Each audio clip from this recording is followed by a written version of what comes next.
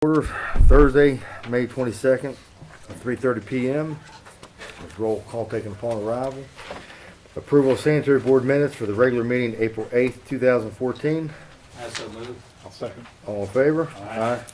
Motion carries. New business, consideration of approval of 2014-15 for the revenue fund and the R&R replacement fund. Frank?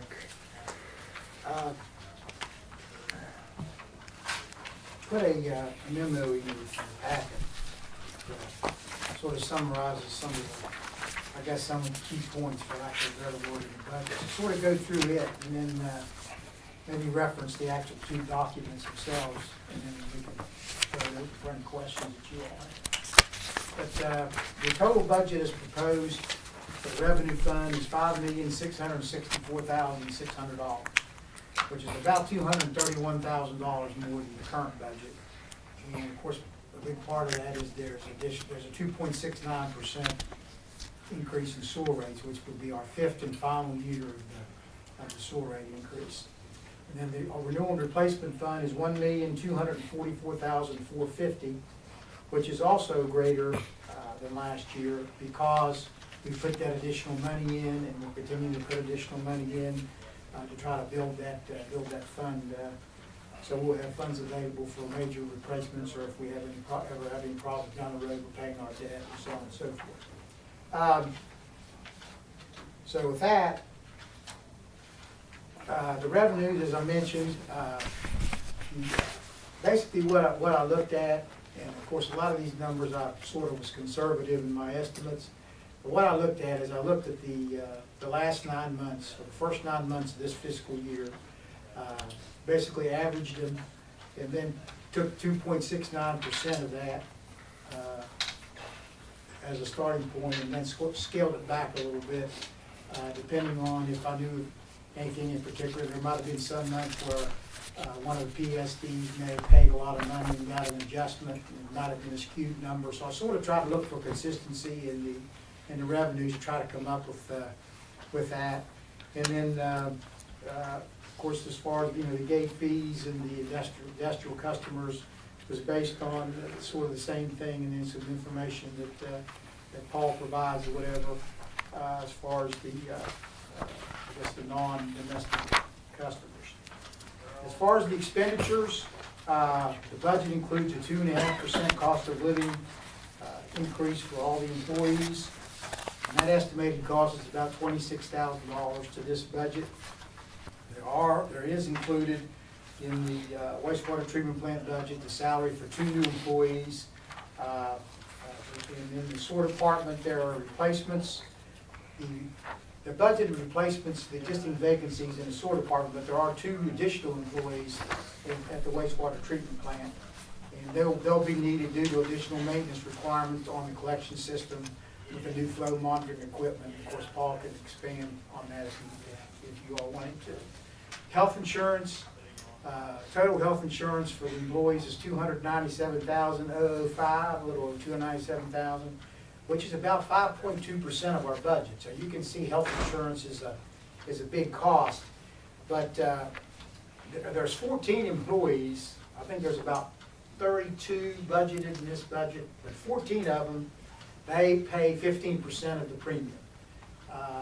That either be the dependent premium, the single premium is $868, and it's $1798 per family, which had we paid that, of course, it would have increased our budget. We also have 3 employees, 1 in the sewer department and 2 in wastewater, that basically take advantage of an opt-out clause where they can opt out of either family or single coverage, and then we pay them a supplemental wage for that. And if you look in those budgets, you'll see a separate line item in there for those wages. And basically the total for 2 is $4,800. But we're saving much more than that if we were paying the premiums, had they not been given the opportunity to opt out. On the retirement side, good news there. The consolidated retirement fund system, after the actuaries went in and did their thing, they actually dropped their contribution rate from 14.5% to 14%. And if you go back and look when they basically had these actuarial problems, when they lost all their money in a lot of their money in 2008 with the stock market. They were looking at a 5-year increase heading up to 18%. I think this year was supposed to be 16%. So fortunately, instead of going from 14.5 to 16, it actually rolled back to 14. Sick leave bonus is $10,700, which is pretty close to what it was last year.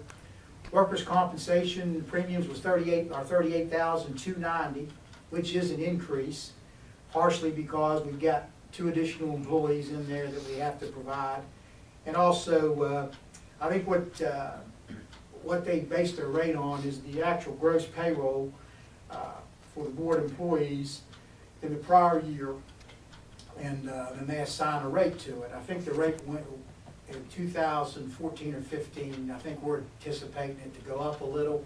But one of the things last year, they actually underestimated because there was more overtime actually spent than what we provided them in our estimate. So they go back at the end of the year and do an audit, and then basically they'll send you basically an invoice for the difference if you underestimated whatever. So most times we have a little bit of a surplus, but this year we did have a little bit of additional money. And that will also help true for the city people. $121,000 is budgeted for liability insurance. Went ahead and increased that by approximately 3% based on what we think what may happen. Of course, we're going to put that out for bid, I think, or aren't we, Martin? Yeah. So hopefully, if any of these numbers, we can always adjust them in the first revision, which I would anticipate probably would be in August. The gasoline and diesel fuel, sanitary board, just about $150,000 of the total. And you can see in the narrative, I've broken down the actual gallons that we were invoiced for the last 5 years, or actually 6 years. And basically, along the same line, what total the invoices of those gallons were billed to us. And you can see in 2013 we used approximately about 111,000 gallons, and our total billing was a little under 400,000. And what we've done in the past and continue to do, and of course the auditors have said that that's reasonable because all the gasoline is coming out of the pumps at the Public Works garage, is we allocate 35% of the total gasoline and diesel to the sanitary board, with the general fund being allocated 65%. So if you look at the bottom of page 5 and top of page 6, if you reverse those numbers, then you would get the general fund share, which is in the general fund budget. Same formula was used, and then of course the 35% share was in the sanitary board budget. Accounting and collection expenses. One thing in there that we increased was the audit costs. We were notified that the state audit staff, chief inspector, would be doing the audit, and I think the last time they did it, the cost that they charged the board was more than the CPA's charged for the entire city audit. So we're probably looking somewhere around $20,000. And what they'll do is they won't have one contract. They'll actually have a separate contract for the sanitary board, and there'll be a specific number that they will charge us. So we will know in October what that number actually is compared to 18,000. But I knew that 8,000 wasn't going to be, our current budget wasn't going to be sufficient, so I did increase that. Of course, the $112,000 is the fixed cost for them doing the billing force. General administrative expenses, the $255,000 is what we're proposing for the sanitary board to pay the general fund, which basically is about a 2% increase or so over the current budget, allowing for increase overall in wages and so on and so forth. And then $130,000 is an estimate of about 2.5% of revenues, which we're legally required to contribute. And I'm estimating another $130,000, which is real conservative because this year we put in much more than that. So, but I went ahead and used 130, and so actually $260,000 is shown going out of the revenue fund, but on the other side, it's shown coming into the R&R fund, which could be used for expenditures. Sewer department budget is $1,506,000 compared to $1,447,000. 2.5% increase in the COLA. Most of the items that Anthony provided were, went ahead and included those, and in several cases actually increased a couple of his, and then scaled back a couple of them. But you'll see when you get into the capital outlay was the pay raises and the capital outlay are the major changes in both budgets, with the exception of wastewater, where we have the 2 employees. Wastewater $1,574,000, current budget of $1,546,000. You have the 2.5%, the 2 new employees.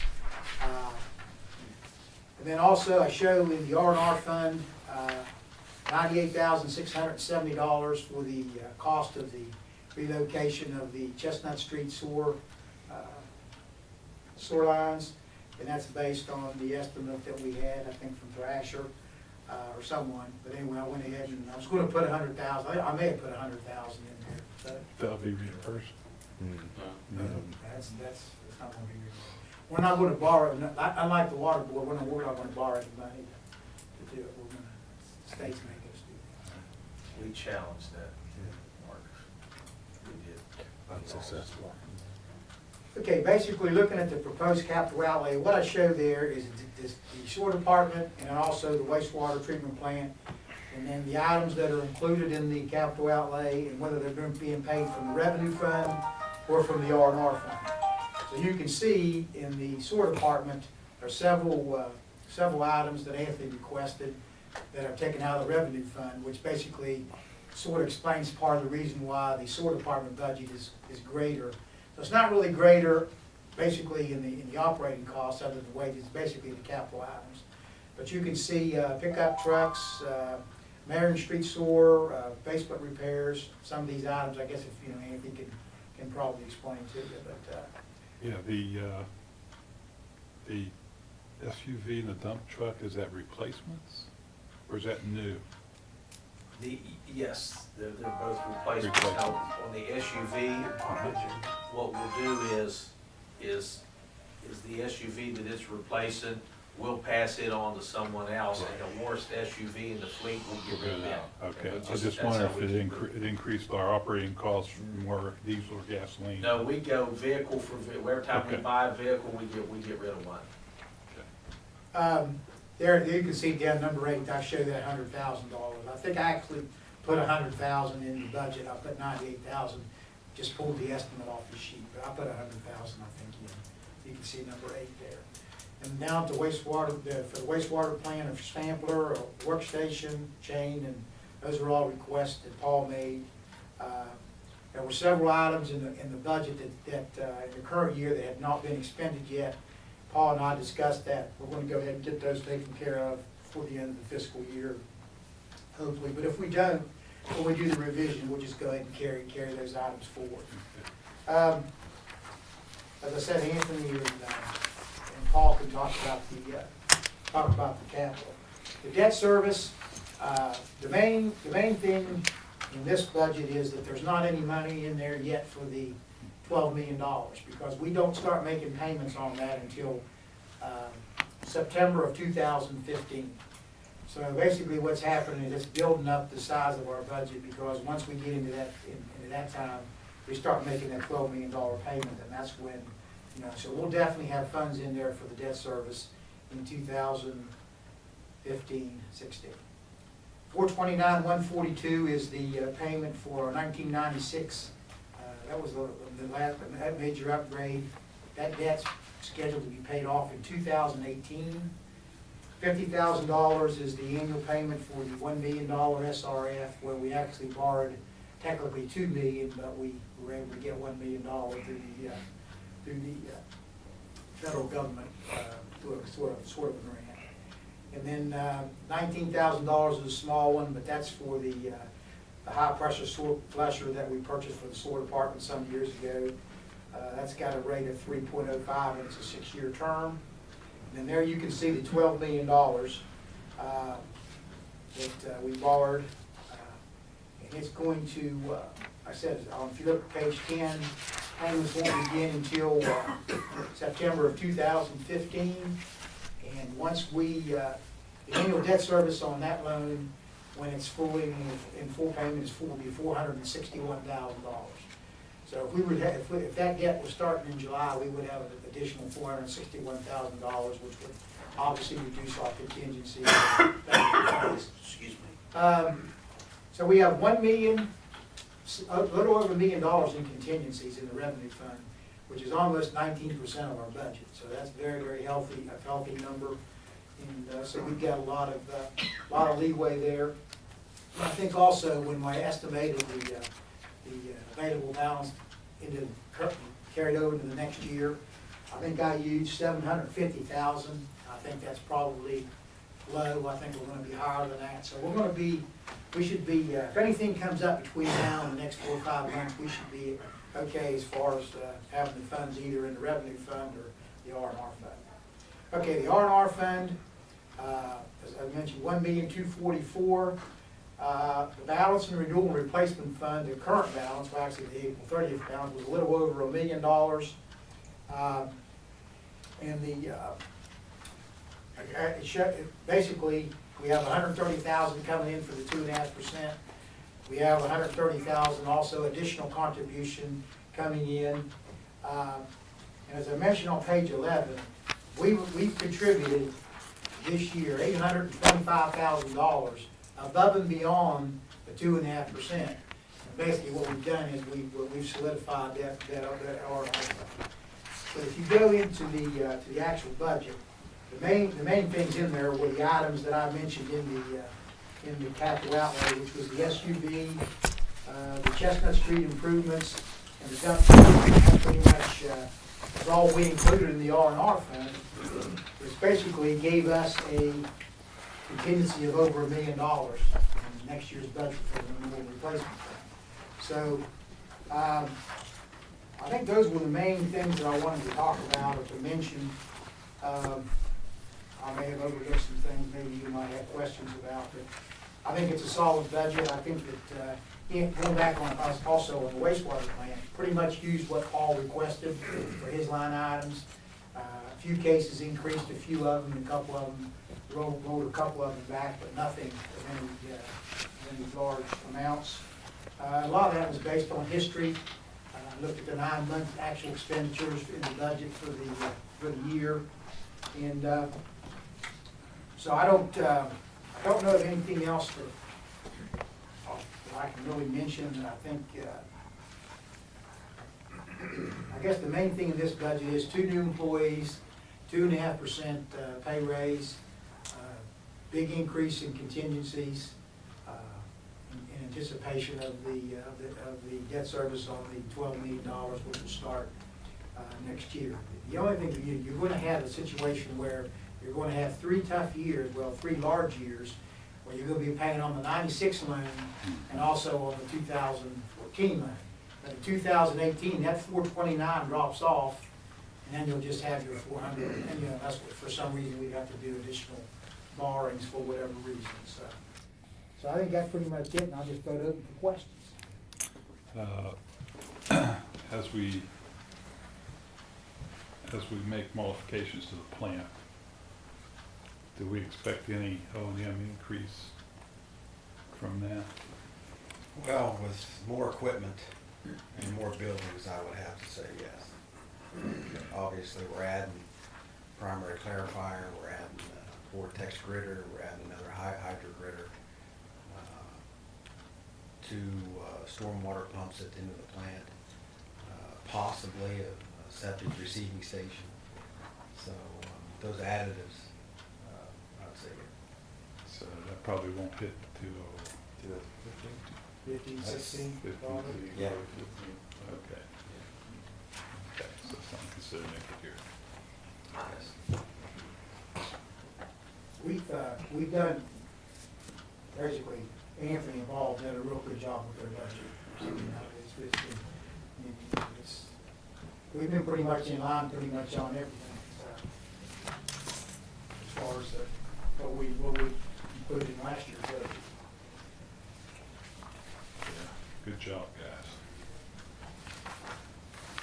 I move that we go ahead and accept the proposed revenue fund budget of $5,664,600 and the R&R fund budget of $1,244,450 for 2014/15. Or a second? I second. All in favor? Aye. Motion carries. I have to send, just for information, I have to send a copy of that budget to the Water Development Authority and also to John Tingley with DEP. So I'll be doing that for next week. And if they have any questions or anything, they'll contact me. So, under consideration reports, I have nothing, Mark. I've got one thing. Considering this is the last year of our rate increase, for the next year, or for a series of years, it's probably fair for us to determine if we're gonna have an increase, no increase, 3 years, 5 years, something to tell the satellites and the city council. You know, if we don't expect anything, any increase, we gotta let them know that. So, something for us to work on this. I would say, just off the top of my head, the next increase probably would not occur until 16, 17. But I think next year we should be good, 15, 16.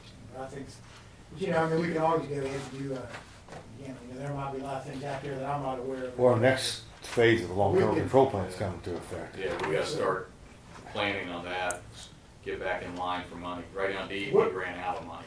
So what's that next phase, what's it going to include? It is a separation of storm drains and maintenance to the collection lines that we think are getting I into them, starting to move out into the system. Probably a couple things that did not fit into this plant project. Remember, we had a couple deductive alternates that, depending on how we do. What kind of dates or what kind of deadlines are we on? I think it's 2017 is our next, or it's either 2017 or 18. 18, You the guys end will of 2018. Probably at the end of next year, start working on some preliminary estimates then? Yeah, I think we ought to start working on them Sooner? this winter. I think we tried to time the next phase to match when the next bond was going out, so we wouldn't have to go through another huge rate increase. Like 2018 you're Yeah, talking about? I think And that was a very lot of the common. things in 2018 has been incorporated into this one. Mhm. The bar screen, some other pieces of equipment have been put into this upgrade, which will save us going into the next one. We had to put either, it was so much, I forget, either so much separation or some storage.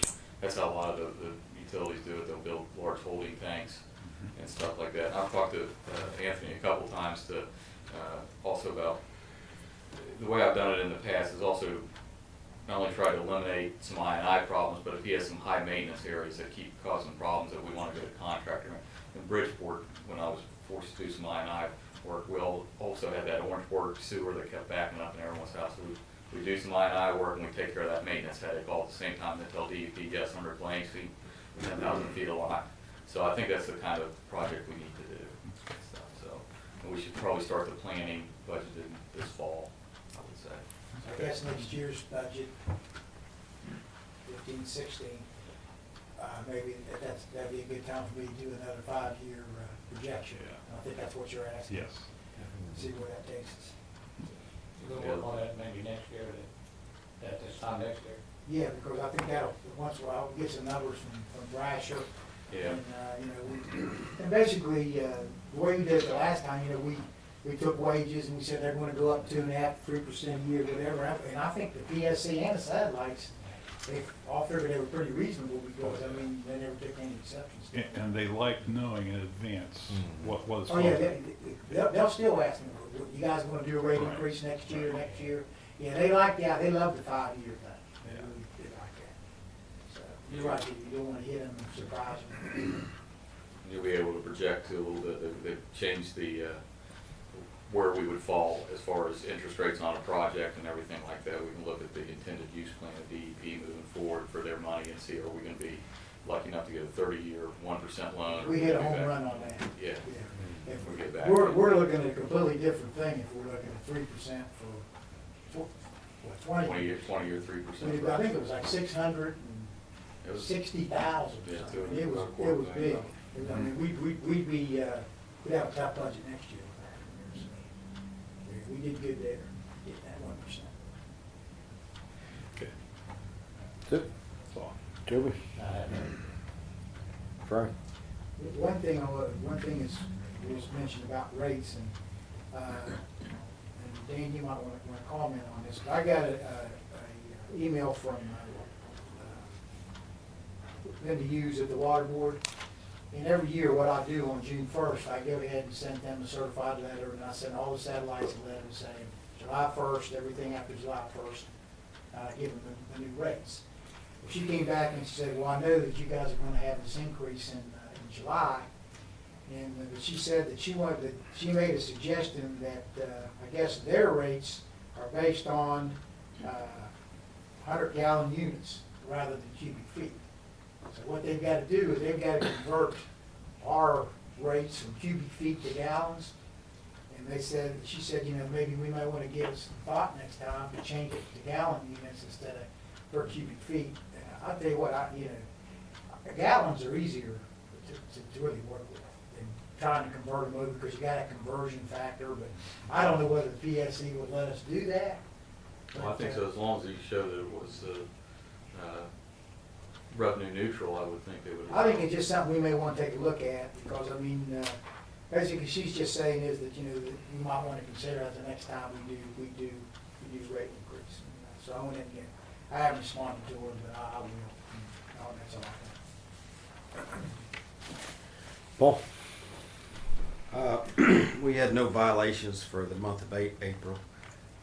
We had a progress meeting last week down at the plant with Thrasher and Michael and the DEP. Attached is the minutes from that meeting that were taken, and some of the outlining some of the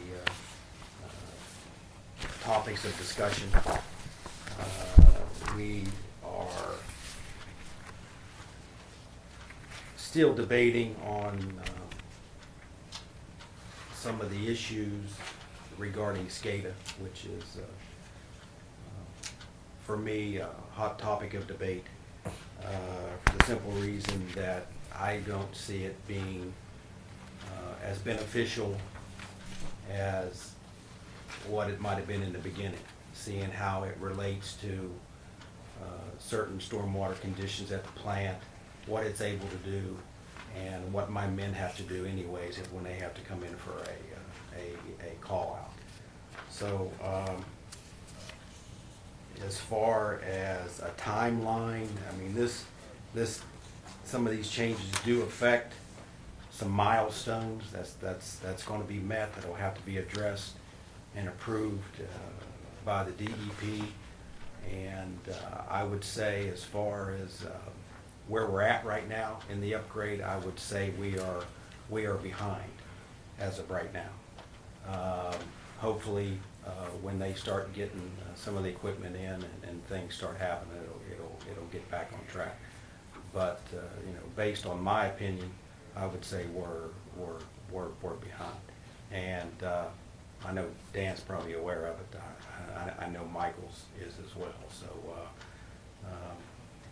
but hopefully, when they get these things in, we'll be able to get caught up a little bit, because obviously there's penalties involved when they do get behind. So, it's A couple of questions. sure. Knife valve versus a plug valve. Well, there was a beam that went down across the walls in the bottom of the pump station that initially was going to be taken out. They reconsidered it and was going to leave the beam in. Since they left the beam in, it changed. These pumps are about 8 foot tall. And without the beam, it would have fit right in there fine. With the beam, they got to move the pumps back So therefore, this knife valve is some 38 inches shorter Really? than a pinch valve, which puts us back behind that beam. Okay. So Any issues with those, with the existing plug valves that you have? no. Do you have any knife valves in the system? Yeah, we got a lot of those, and those do get old. And after a while, they, you know, if you don't exercise them frequently, then they become hard to turn. But you know, that's just part of your Yeah. pre-maintenance. If you can keep up on that stuff and exercise those periodically, then it's not so much of an issue. But Okay. Could you explain the SCADA? my problem with the SCADA. Yeah, your problem with the SCADA. Well, you're going to put in the bar screens at the head of the plant, and they're going to go through your par shelf looms, and you're going to have all this work done to put all that in. And one of the main things that me and Janelle talked about in the beginning is to being able to automatically control the main gate when someone isn't there. If you can't automatically control that main gate, then your flow's going to come right in. It's going to flood the wet well. Everything's going to go behind your screens and into your pumps. So initially in that meeting, they said there was a problem with the SCADA being able to recognize the automatic controls for that valve. So we kind of debated that a little bit. Then later on, the next week, they said they could get it to work. But there's other issues as well. Say you got that controlled and you want more flow to come through the plant and it starts filling up your tank. The SCADA is only going to do so much for you. The guys are still going to have to come in. For example, it could start diverting your flow from the process straight to your contact tank, but somebody's still going to have to come in and start the drive for the tank. So you're still going to have an operator come in. So I started really looking at manual versus automation. What is my operator going to be required to do when he comes in on a call out? Long-term costs. If you got automation in there, obviously, you know, every time something goes wrong with automation, we got to call somebody in to fix it. If it's a valve, we can just go turn it. You know, so I don't think at this point I'm going for the SCADA. Gotcha. Okay. And not just that, but when you go to install everything into your pump station, and everything is going to run on a SCADA system, and that SCADA has to be up and running even before you can start. I mean, it's just, I think removing the SCADA, which is a significant savings, is a benefit to us really. And it'll open up some more revenue for any other existing problems that come up, or at the end of the upgrade, giving us something as far as the septic receiving station at the end of the upgrade. Okay. Does that kind of answer your question? Yeah, that'll affect how many operators you have when? Yes. Yeah. Good. Okay. So yeah, we got several issues with that. But we're moving forward, and we're certainly debating it. Richard Hudkins, we've had long discussions with him just a few times a week, and so we're definitely involved with it. I guess is kind of the proper word to use there, involved. But on my report that I didn't put in, there's a couple things. One, we got evaluated in our lab. If you remember the last time we got evaluated, we got a 99%, and before that we got a 95%. We had 5 deficiencies this time. It was all due to our standard methods book. It wasn't updated.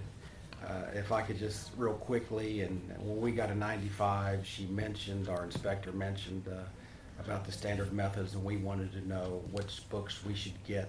You know, please advise us on what she recommended, because she wasn't sure which books. She never got back to us. Well, the next year we got a 99, and she mentioned the standard methods book again. So we said, well, please, let us know which ones we should get. They're fairly expensive. The next year she didn't come back because we were doing so well. She didn't feel a need to come back. So this year she came back and she said, well, your standard methods book isn't updated. We're going to give you 5 deficiencies on it. So having said that, what we've done is we've went online and we got a subscription to the standard methods online, which will constantly keep us updated.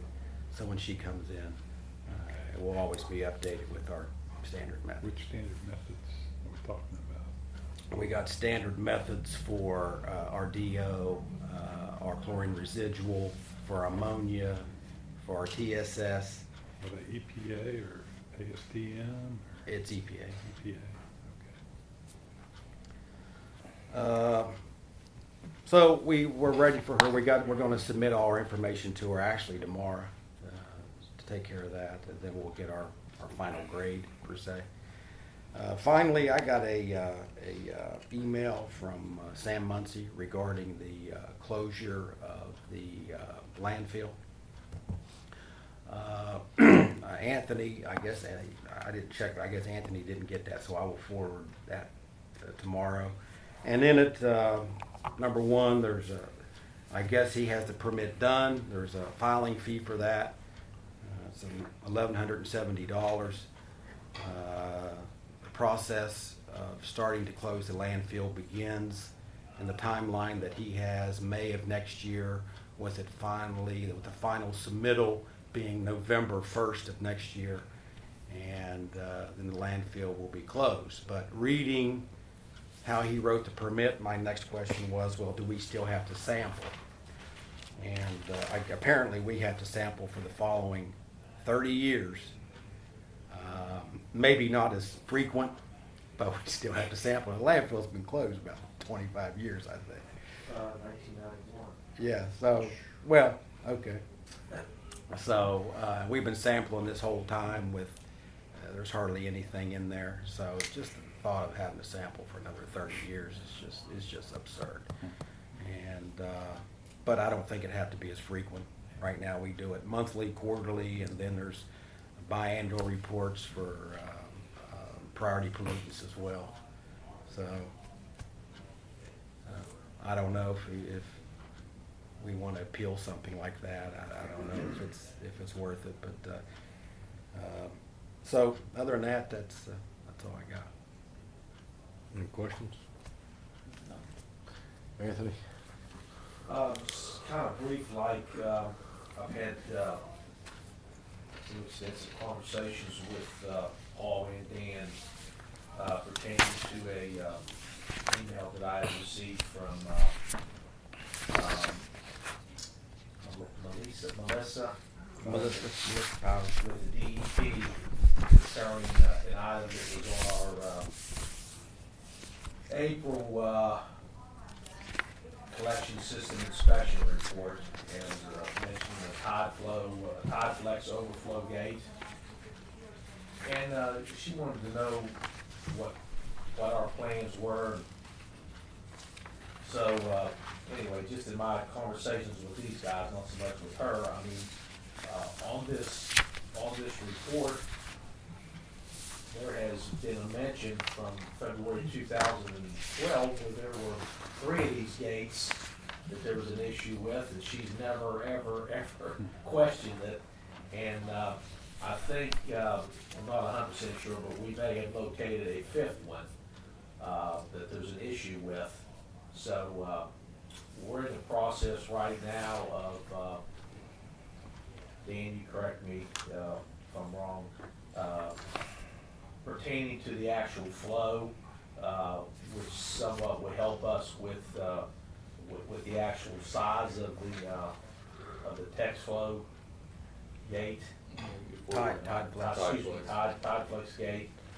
And we still don't have that exact, but we thought what we would do is just go ahead, even though she's only mentioning one, we thought we'd go ahead and make preparations to repair all 5 of them. And then my conversation conversations with Paul yesterday. There's a slip-on style that we could probably use that may be a heck of a lot cheaper and a lot quicker for our people to do the actual installation. And Paul, how many did you say that we have out there right now?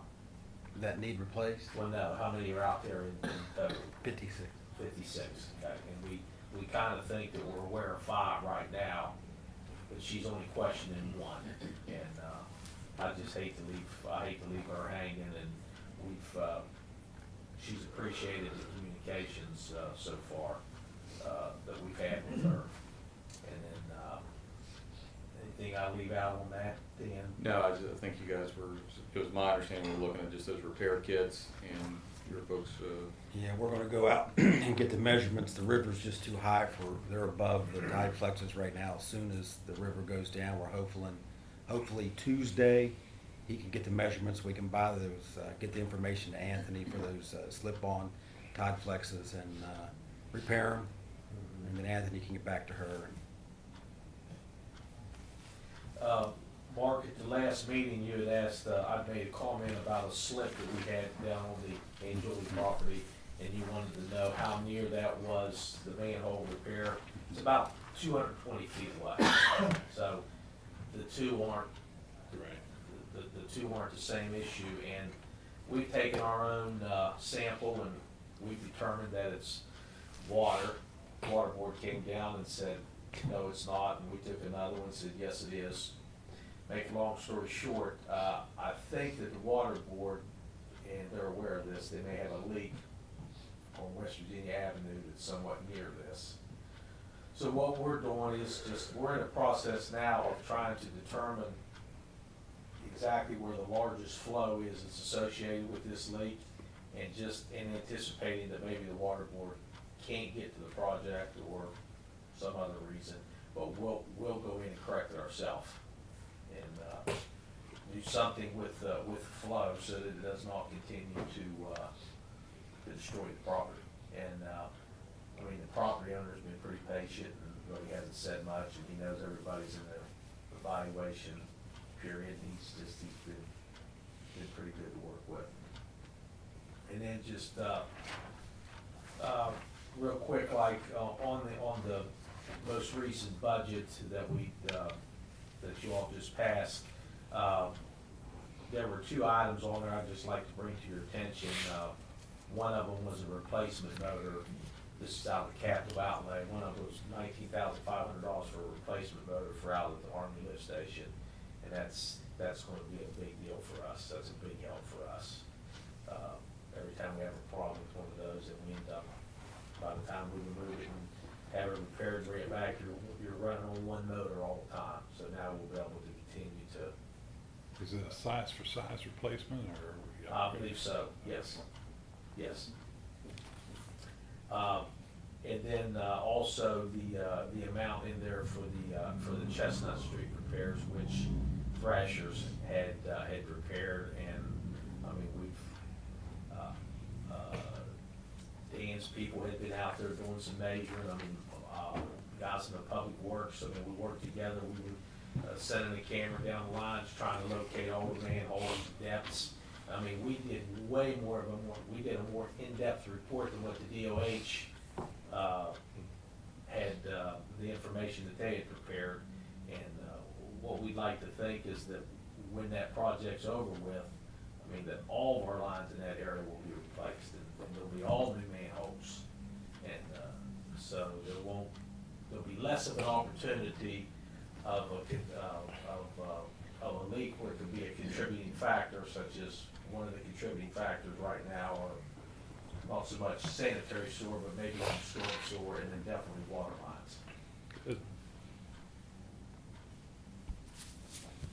So that's all I have. Greg?